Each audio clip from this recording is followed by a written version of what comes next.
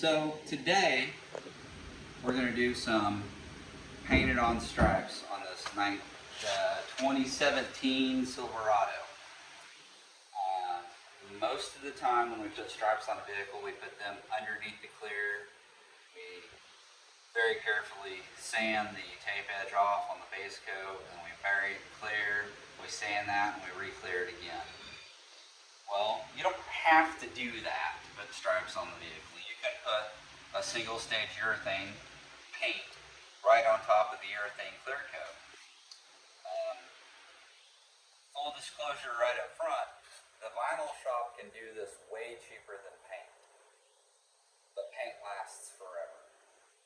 So I've already got the right side of the truck, I'm going to say 95% done. The only details we don't have worked out on it is it's going to kick up a little bit back here at the tail light and curve around back into itself. And on the front up here, I haven't decided what's going to look the best, to follow the fender line and go back, or just come up with a lean back top edge on the fender. But as far as where the top of the stripe and the bottom of the stripe are going to be, we have that all laid out on the body. There's a lot of different things you need to look at when you're doing a stripe like this. You need to look how straight it is. So it's not just what it looks like from straight on the side, like this. You also got to get back and look at it how it looks going down the side of it. Because the body is not flat, but you want the stripe to look straight. So this right here takes a lot of the time, just getting the stripe where you want it. Now we're going to show you how we transfer the pattern from this side to that side, only using tape as a measuring tool. We're using 3M brand tape on all the stuff that we're doing today. So the top piece is a piece of 3/4. It doesn't go all the way up to the plastic. It's hard to see on camera, but we're using our booth lighting to see that top leading edge of the panel. We're putting that top piece of 3/4 on the top leading edge of the panel. Back here at the back, at the front of the cab, the front of the bed, back of the cab, we're using a piece of 2.5 inch green tape on that same light leading edge. If you look at the leading edge where the tape is at versus where the tonneau cover sits or the bed protector sits, it's not the same. The top edge of the bed isn't the same shape all the way down, nor is the plastic. It kind of goes in as it goes forward. So that light edge from the booth lighting lets us know where the real top of the panel is, not just necessarily where the plastic is. So if we measured an 1/8 inch off from the plastic here and an 1/8 inch off from the plastic at the back, our stripe would be crooked.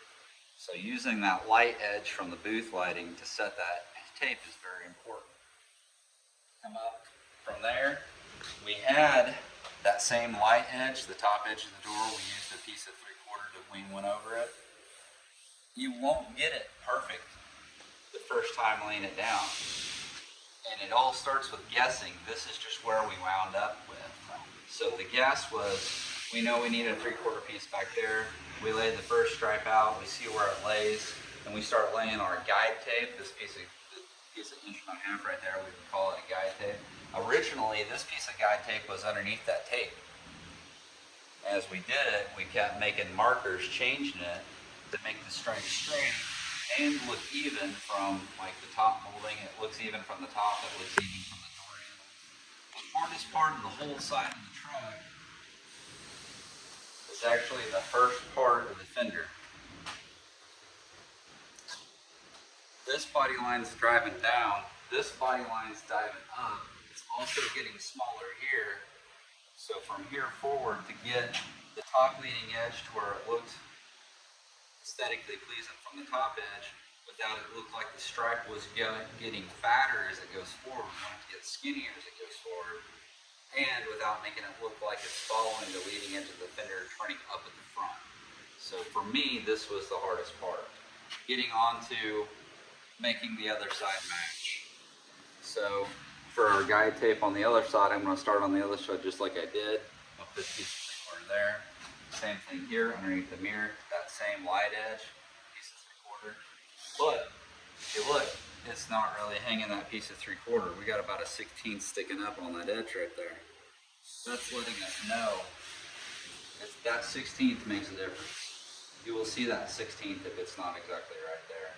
And the fender was pretty much make it look right and make it go smaller as it went forward. So I don't really have a measurement on the front leading edge of the fender other than just eye of the tape and how it lays with the light on that edge. So going over to the other side, we need a 2.5-inch piece of tape right in the center of the mirror. We need a 2.5-inch piece of tape at our door edge. We need a piece of 1.5-inch tape right here on our light leading edge going to the cab. Having that go from the bed to the cab helps keep our line straight. So when we wrap this back around, just like you said earlier, some of this is going to get cut forward, but we'll see that when we get the next pieces. So right there, that's that one. We got to place this one now on our leading light edge.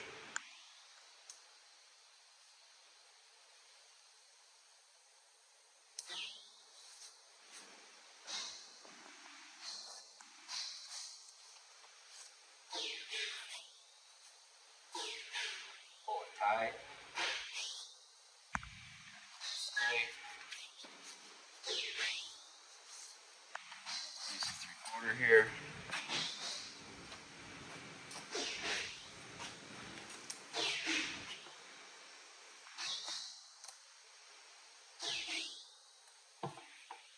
And there is going to be some back and forth on this. There's going to be looking at one side to the other.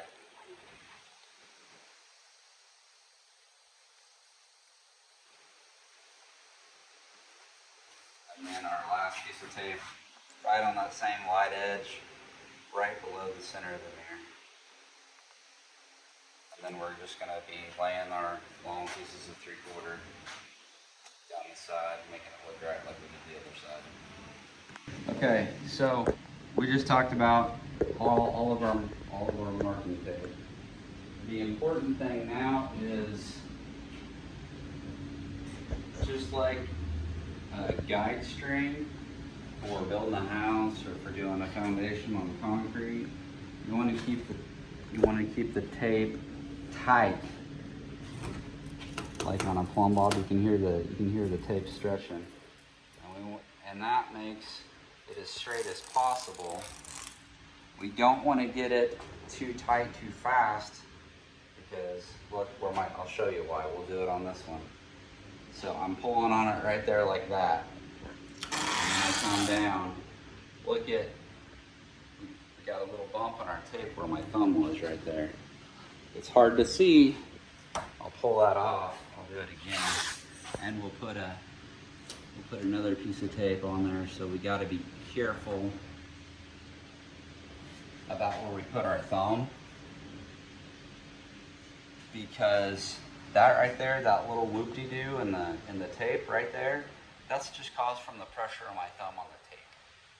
So we don't want to put our thumb really hard there and pull against it.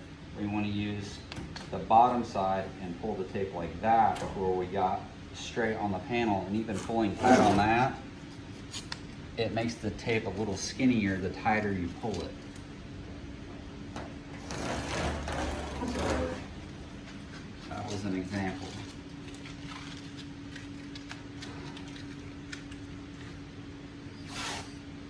So for here, we're going to start back here at our guide tape. We're going to roll this around. We're not putting our thumb on the tape, we're just pulling on the roll itself.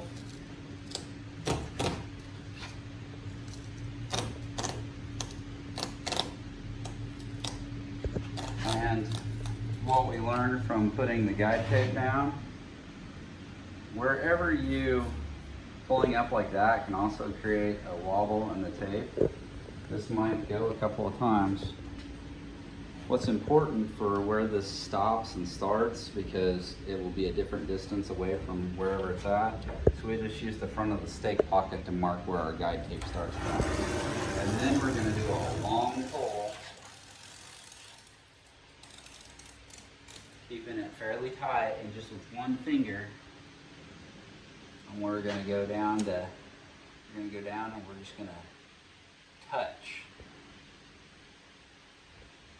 our guide tape.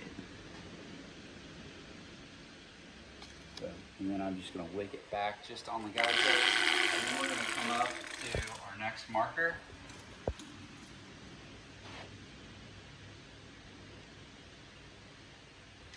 Touch it, just touch it. The next marker. And remember, the front of this